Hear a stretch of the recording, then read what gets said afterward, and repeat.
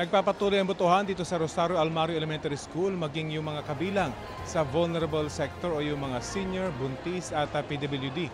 Narito sa aking likuran mula kaninang alas 5 ng umaga ay bumoboto na sila at hanggang ngayon ay sinasagawa pa rin din ito. Itong ating kinaroroonan ay pangalawa sa may pinakamaraming botante sa Metro Manila na may mahigit 46,000 na mga botante. 57 yung clustered precinct dito na nasa 4th at 5th floor dito sa bagong gusali ng eskwelahan. Bago itong eskwelahan na kaya at least dito sa ground floor medyo maaliwalas. Pero para sa mga regular na boboto, mainit na panahon at napakainit na hallway ang kanilang mararanasan. Dahil U-shape itong gusali dito sa may gitnang mismo ay medyo shaded kanina kung kaya't yung pila ay nag-extend hanggang dito sa labas. Itong ating nakikita ay drone shot ito ng mga pumipila para makaakyat doon sa kanilang mga polling precincts sa 4th at 5th floor. Limitado lamang yung paggamit ng elevator at para lamang ito sa mga may kapansanan, lalo na yung mga naka-wheelchair. Itong ating kinaroroonan nga ay malaking eskwelahan na ito.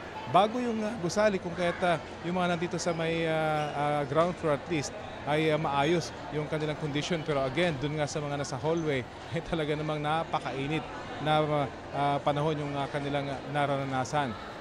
Dito nga sa ating live feed makikita itong dami ng mga botante na talaga todo paypay habang naghihintay ng kanilang pagboto dito sa kanilang mga presinto.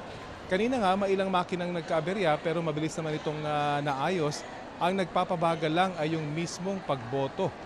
Yung ilan ay natatagalan sa pag-shade at paghahanap doon sa kanilang mga ibobotong mga kandidato. Kaya para sa mga ngayong hapon pa lang po boboto, alamin na ang numero ng inyong mga ibobotong kandidato para mabilis nyo itong mahanap sa balota. At tandaan po, i-shade po yung bilog at huwag i-check. Kanina kasi ay may mga spoiled ballots dahil may ilang senior citizen ang nagkamali at chinek yung bilog sa halik na i-shade. So yan pa rin yung sitwasyon dito sa ating kinaroroonan.